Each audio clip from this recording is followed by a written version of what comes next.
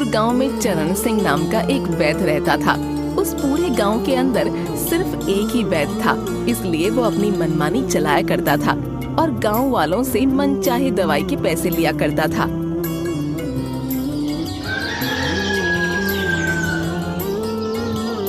एक दिन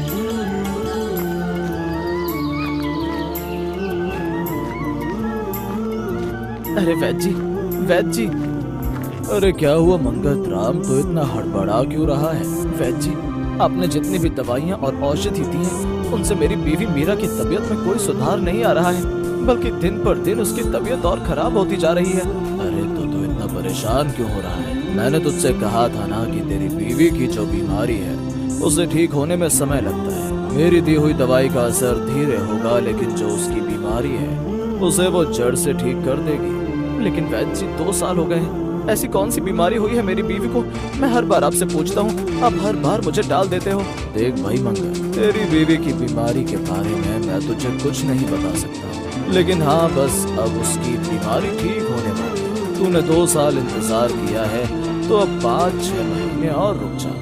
क्या 5-6 महीने और? लेकिन वैद्य जी, उसकी हालत में तो मुझे कोई सुधार लग नहीं रहा है, बल्कि उसकी तबीयत तो पहले से भी ज्यादा खराब हो रही है। चल रुक, तो इतना परेशान हो रहा है तो मैं तुझे बहुत ही अच्छी दवाई देता हूँ, जिसे खाकर तेरी बीवी जल्दी ठीक हो जाएगी। हाँ वैद्य जी, आप मुझे जल्दी वो दवाई दे दीजिए। लेकिन भाई देख, वो दवाई बहुत अच्छी है, इसीलिए उसकी कीमत 1000 रुपए है। क्या 1000 रुपए? लेकिन वैद्य जी, मैं इतने पैसे कहाँ से लाऊंगा? अरे तो जब दवाई अच्छी है तो वो महंगी ही होगी। तुझे क्या लगा कि 100-200 रुपए की है? वो तो तेरी हालत ऐसी हो रही है, तू परेशान है, इसीलिए मैं तुझे ये दवाई बहुत ही कम दाम में दे रहा हूँ। नहीं तो मैं और लोगों से इस दवाई के 3000 रुपए लेता हूँ। वैद्य जी, मैं इतने पैसे कहाँ से लाऊंगा? 2 साल से मेरा सारा पैसा बस दवाइयों में ही जा रहा है। आप मुझे ये दवाई उधार दे दो, मैं जल्दी आपकी इस दवाई की पाई चुका दूंगा। क्या उधार? तेरा दिमाग तो ठीक है ना, ये सरकारी दवाखाना नहीं है जो तू यहाँ पर दवाई लेने आया है। जब तेरे पास पैसे नहीं है तो तू क्यों मेरा समय खोटी कर रहा है? चल निकल यहाँ से। वैद्य जी, आप ऐसा मत कीजिए, आप मुझे ये दवाई उधार दे दीजिए, मैं जल्दी आपके सारे पैसे चुका दूंगा। अरे तुझे मेरी बात समझ नहीं आ रही है? जब मैं कह रहा हूँ कि पैसे दे और ये दवाई ले जा, अगर तेरे पास पैसे नहीं है तो निकल जा यहाँ से। मैंने ये मुफ्त का दवाई खाना नहीं खोल रखा है। नहीं वैद्य जी, आप ऐसा मत कीजिए, मेरी बीवी बहुत बीमार है, आप मेरे साथ ऐसा मत कीजिए। तुझे मेरी बात समझ नहीं आ रही है क्या? अरे ओए कामचोर, कहाँ मर गया? इधर आ, तुझे मेरी आवाज सुनाई दे रही है या नहीं? जी वैद्य जी, आपने मुझे बुलाया? मुझे एक बात बता कि मैं क्या तुझे आराम करने की तनख्वाह देता हूँ? अबे मक्कार, थोड़ा यहाँ रहकर काम धाम भी कर लिया कर।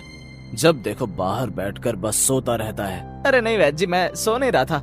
अच्छा ठीक है, चलो मुझसे बहस मत कर और इसे पकड़कर बाहर निकाल यहाँ से। ये यहाँ बैठकर बस मेरा समय बर्बाद कर रहा है। वैद्य की ये बात सुनकर मंगत राम परेशान हो जाता है कि तभी वो वैद्य से बोलता है, नहीं रुकिए वैद्य जी। वैद्य जी, आप ये रख लीजिए और मुझे ये दवाई दे दीजिए। अबे मैं ये पीतल की अंगूठी का क्या करूँगा?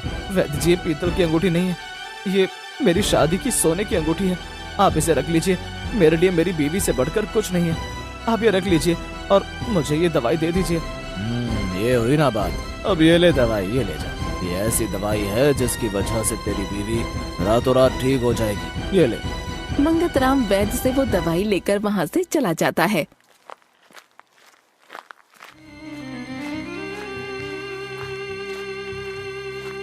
कि तभी रामू वैद्य से बोलता है, अरे वैद्य जी, वो दवाई आपने उस मंगत राम को दे दी, वो तो 100 रुपए की भी नहीं है, और आपने उसके बदले में उससे ये सोने की अंगूठी ले ली। ये तो आपने उस गरीब के साथ सही नहीं किया। अबे चुप कर, तुझे बड़ा उस पर तरस आ रहा है। अगर इतना ही है तो तू ही उसके पैसे दे दे। अरे वैद्य जी, आप तो बुरा मान गए, मैं तो बस ऐसे ही। अबे तेरी तनख्वाह के पैसे ऐसे ही निकलते हैं। मैंने जो ये वैद्यगिरी सीखी है वो इन लोगों का मुफ्त में इलाज करने के लिए नहीं सीखी। इस पूरे गांव में सिर्फ एक मैं ही वैद्य हूँ, तो उसका कुछ फायदा तो मैं उठाऊंगा ही ना। वैसे वैद्य जी, आप कुछ ज्यादा ही नाइंसाफी कर रहे हैं बेचारे इन गरीब गांव वालों के साथ। अबे कामचोर, तू चुप कर, तू सिखाएगा मुझे कि क्या गलत है और क्या सही। वैसे कुछ दिनों से देख रहा हूँ कि तू अपनी औकात से ज्यादा ही अपनी जुबान चलाने लगा है। धंधा कैसे चलाना है इसका पाठ अब तो मुझे देगा। चल निकल यहाँ से। वैद्य जी मैं तो बस। चल अब चुप कर, मुझे काम मत सिखा। कैसे करना है और जाकर अपना काम कर। और देख बाहर अगर कोई मरीज है तो उसे अंदर भेज।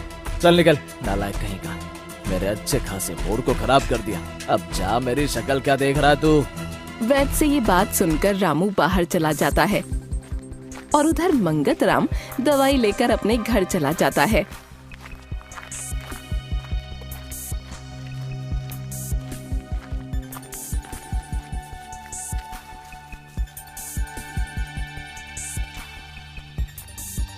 अरे आप कहाँ गए थे? बड़ी देर हो गई आज आपको आने में। अरे मीरा, मैं खेतों से सीधा वैद्य जी के पास तुम्हारी ये दवाई लेने गया था और पता है वैद्य ने कहा है कि अब ये दवाई खाकर तुम जल्दी ठीक हो जाओगी। अजी अब आप रहने दीजिए। अब आप कब तक मुझे ऐसे ही रोज रोज झूठे दिलासे देते रहोगे? वैसे भी 2 साल हो गए मेरी इस बीमारी को। अब तो बस भगवान जी मुझे उठा लें। मैं तो तुम पर बोझ बन गई हूँ। चुप करो। और हाँ, ये मरने की बात मुझसे दोबारा मत करना। हाँ जी, मैं सही कह रही हूँ। न जाने कब तक वो वैद्य आपको ऐसे ही मेरी वजह से लूटता रहेगा। वो कभी भी हम गरीबों पर तरस नहीं खाता है। जब देखो बस महंगी महंगी दवाइयाँ देता रहता है। अरे मेरी प्यारी मीरा, तुम परेशान मत हो और बस ये दवाई खा लो। मंगत राम मीरा को दवाई देता है और मीरा वो दवा खा लेती है। मीरा, अब तुमने दवाई खा ली है, तुम अब आराम करो। नहीं जी, मैंने दवा खा ली है। मैं थोड़ा घर का काम कर लेती हूँ। आप भी रोज रोज खेतों से काम करके आके घर का सारा काम करते हो, फिर खाना भी बनाते हो। मैं आपको ऐसे नहीं देख सकती हूँ। अरे मीरा, तुम ये कैसी बातें कर रही हो? तुम आराम करो, वैसे भी तुम्हारी तबीयत ठीक नहीं है। ये काम करके मैं तुमको और बीमार नहीं करना चाहता हूँ। तुम बस अब चुपचाप से आराम करो। मुझे माफ कर दीजिए। मेरी वजह से आपको कितनी परेशानियों का सामना करना पड़ रहा है। अरे तुम परेशान मत हो। मैं जब बीमार होता हूँ तो तुम भी तो मेरी देखभाल करती हो। तो फिर अब जब तुम बीमार हो तो मेरा भी तो फर्ज बनता है ना कि मैं तुम्हारी देखभाल करूँ। चलो अब तुम आराम कर लो, मैं इतने घर में थोड़ा काम कर लेता हूँ। ऐसा कहकर मीरा लेट जाती है और मंगत राम घर के काम करने लगता है। आज तो मैं भी बहुत थक गया हूँ, क्या करूँ? अब मीरा बीमार है तो ये काम मुझे ही करने होंगे। मंगत राम वहाँ खड़ा ही होता है कि तभी उसके घर के बाहर एक बूढ़ी अम्मा आती है। अरे बेटा, क्या तुम मुझे 1 गिलास पानी पिला सकता है? इस गर्मी में चलते हुए मेरा गला बहुत सूख रहा है। अरे बूढ़ी अम्मा, हाँ जरूर, मैं अभी पानी लेकर आता हूँ। ऐसा कहकर मंगत राम अंदर से गिलास में पानी लेकर आता है। बूढ़ी अम्मा, ये लीजिए पानी। तभी वो बूढ़ी औरत अपना गिलास मंगत राम की तरफ करती है। बेटा ये ले, मुझे इस गिलास में पानी दे दे। बूढ़ी अम्मा, आप इसी गिलास में पानी पी लीजिए। अरे नहीं बेटा, मैं एक नीची जात से हूँ, इसलिए मैं तुम्हारे इस गिलास में पानी नहीं पी सकती हूँ। अगर मैंने ऐसा किया तो तेरा ये गिलास अछूत हो जाएगा। अरे बूढ़ी अम्मा, तुम ये कैसी बात कर रही हो? आज के समय में भी तुम ये ऐसी बातें करती हो? ये जात से कुछ नहीं होता। आप ये गिलास लीजिए और इसी में ही पानी पीजिए। अरे बेटा, अगर सभी लोगों की सोच तेरी तरह हो जाए तो हम जैसे लोगों का जीवन भी सुखी रहेगा। ऐसा कहकर मंगत राम पानी का वो गिलास बूढ़ी औरत को दे देता है और बूढ़ी अम्मा पानी पीने लगती है कि तभी मंगत राम के घर के अंदर से खांसने की आवाज आती है। अरे बेटा, ऐसा लग रहा है तेरे घर में कोई बहुत बीमार इंसान है। हाँ बूढ़ी अम्मा, 2 साल से मेरी बीवी बहुत बीमार है। मैं उसकी बहुत देखभाल करता हूँ और समय पर दवाइयाँ भी देता हूँ, लेकिन न जाने क्यों उसकी बीमारी में कोई सुधार नहीं आ रहा है। मैं उसके लिए बहुत परेशान हूँ। अरे बेटा, तू परेशान मत हो, तेरी सारी परेशानियाँ बिल्कुल खत्म हो जाएंगी। तूने इस बूढ़ी औरत को इतनी गर्मी में पानी पिलाया है, भगवान तेरी मदद जरूर करेगा। देख, मैं तेरी बीवी के लिए भगवान से प्रार्थना करूंगी जिससे तेरी बीवी जल्दी ठीक हो जाए। हाँ बूढ़ी अम्मा, आप मेरी बीवी के लिए प्रार्थना जरूर कीजिएगा। बेटा तू ये गिलास रख ले। अरे बूढ़ी अम्मा, मैं इस गिलास का क्या करूँगा? अरे बेटा, मैं इस गिलास का क्या करूँगी? मैं तो रास्ते में आ रही थी तो मुझे ये गिलास वहाँ पड़ा हुआ मिला। बेटा मेरे पास तुझे देने के लिए कुछ नहीं है, तू यही रख ले। ऐसा कहकर वो बूढ़ी अम्मा वहाँ से चली जाती है। अरे बहुत देर हो गई, अब अंदर जाकर खाना बना लेता हूँ। मंगत राम जब ये सब बोल ही रहा होता है तभी अंदर से मीरा के जोर जोर से खांसने की आवाज आती है। अरे ये तो मीरा के खांसने की आवाज है। मंगत राम जल्दी जल्दी अंदर जाता है। अरे मीरा, क्या हुआ तुम्हें? तुम ऐसे खांस क्यों रही हो? अरे पता नहीं जी, एकदम से बहुत तेज खांसी हो रही है। आप जरा मुझे एक गिलास पानी दे दीजिए। अब हाँ, देता हूँ। ऐसा कहकर मंगतराम अंदर रसोई में जाता है तो देखता है कि वहाँ पर एक भी बर्तन नहीं होता। अरे यहाँ तो एक भी बर्तन नहीं है, लगता है सारे बर्तन झूठे हो रखे हैं। चलो इसी गिलास में पानी दे देता हूँ। मंगतराम मीरा को बूढ़ी अम्मा के दिए हुए गिलास में पानी पिला देता है। जैसे ही मीरा उस गिलास से पानी पीती है तभी वो एकदम से ठीक हो जाती है। अरे जी, आपने मुझे ये क्या पिलाया है? मीरा, ये तो सिर्फ पानी ही था। अरे नहीं जी, ये सिर्फ पानी नहीं था। इसे पीकर तो मुझे बहुत अच्छा लग रहा है। ऐसा लग रहा है जैसे मैं बिल्कुल ठीक हो गई हूँ और मुझे एकदम तरोताजगी महसूस हो रही है। मुझे ऐसा लग ही नहीं रहा कि मैं पिछले 2 सालों से बीमार हूँ। अरे वाह, तो ये तो एकदम चमत्कार है। लगता है कि वो वैद्य की दी हुई दवाई ने अपना असर दिखाया है। अरे नहीं जी, ये मुझे चमत्कार उस वैद्य की दवाई का नहीं लग रहा, क्योंकि मैं इतने समय से दवाई ले रही हूँ। मुझे तो आज तक ऐसा कभी भी महसूस नहीं हुआ, लेकिन आज जब ये पानी पिया तो मैं एकदम से बहुत अच्छा महसूस कर रही हूँ। अरे हाँ मीरा, मैं अब समझा कि ये सब कैसे हुआ। अरे मेरी मीरा, ये सब इस गिलास का कमाल है। क्या गिलास? लेकिन ये गिलास तो एक साधारण सा गिलास ही है। मंगतराम मीरा को सब कुछ बता देता है। हे भगवान, तेरा बहुत बहुत शुक्रिया। ए जी, आज जो भी हुआ ये सब आपकी दुआओं का असर है। भगवान ने आपकी सुन ली। देखिए जी, लगता है कि तभी भगवान ने उन बूढ़ी अम्मा को हमारे घर भेजा। हाँ मीरा, तुम सही कह रही हो। ए जी, मैं सोच रही थी क्यों ना हम गांव के बीमार लोगों को भी इस गिलास से पानी पिलाकर ठीक कर दें। अरे हाँ मीरा, तुम ये सही कह रही हो। अब जब भगवान जी ने हमें ये मौका दिया है तो क्यों ना हम इससे बेचारे जरूरतमंद लोगों की मदद करें। हाँ जी, आप सही कह रहे हैं। शायद भगवान जी ने इस नेक काम को करने के लिए हमें ही चुना है, इसीलिए तो वो बूढ़ी अम्मा सिर्फ हमारे ही घर में आई।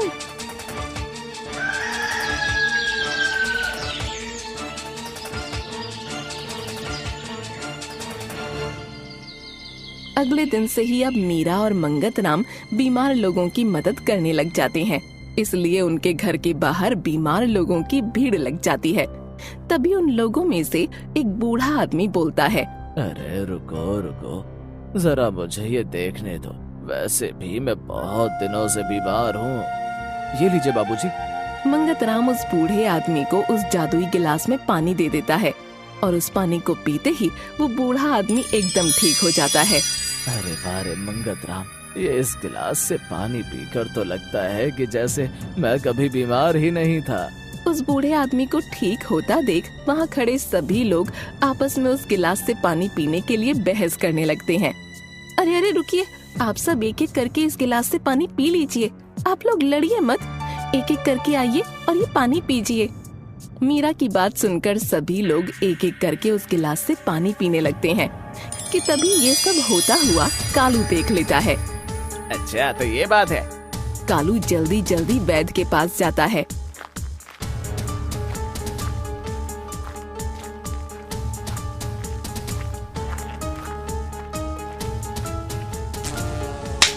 अरे वैद्य जी, क्या बात है, अकेले बैठे बैठे मक्के मार रहे हो? क्यों, कोई मरीज आज आपसे दवाई लेने नहीं आया क्या? अरे बताइए, वैसे आप ऐसे खाली बैठकर मक्खी मारते हुए अच्छे नहीं लग रहे। अगर ऐसा रहा तो मुझे तो लग रहा है कि आपका ये दवा खाना जल्दी बंद हो जाएगा। कल जैसा तेरा रंग वैसे ही तेरा दिमाग। कभी अच्छा भी बोल लिया कर, जब देखो हमेशा उल्टा ही बोलता है। दिन भर तो खुद कोई काम धंधा करता नहीं और दूसरों के काम में नजर लगाता रहता है। अरे वैद्य जी, आप तो नाराज हो गए। वो तो आप ऐसे बैठकर मक्खियां मार रहे थे तो इसीलिए मैंने आपसे पूछ लिया। अबे जब एक भी मरीज नहीं आया तो क्या बैठकर मक्खियां ही मारूंगा ना? घुंघरू बांध कर नाचूंगा थोड़ी।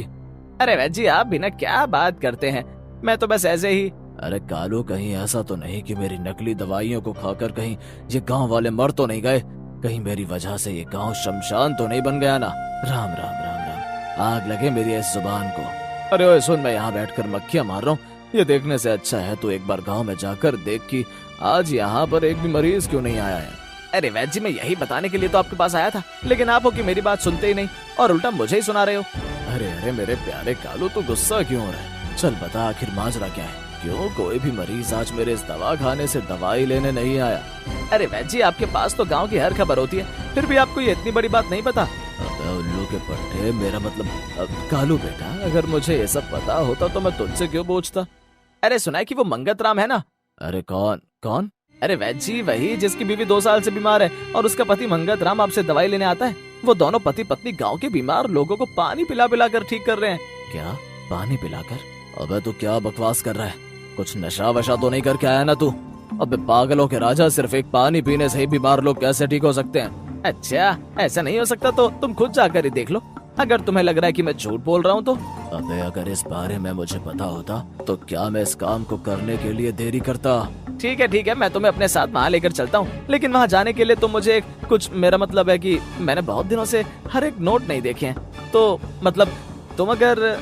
अच्छा ले पकड़, तू अपनी जेब में पहले पैसे भर ले कालिए।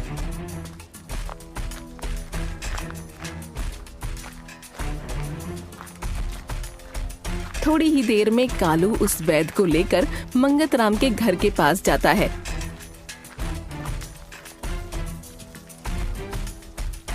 तभी वैद्य मंगत राम से बोलता है, हे काला जादू करने वाले, तूने ये क्या यहाँ पर तमाशा लगा रखा है? तू क्यों इन बेचारे गांव वालों को लूट रहा है? पानी पिला पिला कर इन लोगों को मारेगा क्या? पाखंडी काला जादू करने वाले। नहीं वैद्य जी, आप ये क्या कह रहे हो? देखो मेरी बीवी भी ठीक हो गई है, मैं कोई काला जादू नहीं कर रहा हूँ। अरे चुप कर, बिना दवाई खाए भला कोई कैसे ठीक हो सकता है? और रही बात तेरी बीवी की, तो वो तो मेरी दी हुई दवाई की वजह से ठीक हुई है। अरे वैद्य जी, आप तो रहने ही दीजिए, वो तो हम सभी गांव वालों को पता है कि आपकी दी हुई दवाई कितना असर करती है, और भला नकली दवाई से कौन ठीक होता है?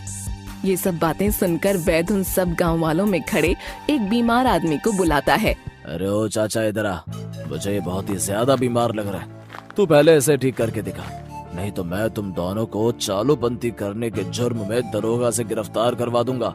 हे भगवान, कृपया करके मुझ पर कृपा करना। वैद्य के कहने के अनुसार मंगत राम उस बूढ़े आदमी को उस गिलास में पानी दे देता है और वो बूढ़ा आदमी पानी को पीकर ठीक हो जाता है। अरे वाह, मैं तो बिल्कुल ठीक हो गया हूँ। उस बूढ़े आदमी से ऐसा सुनकर वैद्य हैरान हो जाता है। कैसे भी करके मुझे मंगत राम से एक गिलास लेना ही होगा, इस गिलास पर सिर्फ मेरा ही हक है। अरे चलिए गिलास मुझे दे, मैं इस गांव का वैद्य हूँ, तो इस गिलास को कैसे और कहाँ इस्तेमाल करना है वो तुझसे ज्यादा मुझे पता है। ऐसा कहकर वैद्य मंगत राम से वो गिलास ले लेता है। नहीं, आप ये गिलास नहीं ले जा सकते हैं। हाँ वैद्य जी, मीरा सही कह रही है कि ये गिलास आप नहीं ले जा सकते।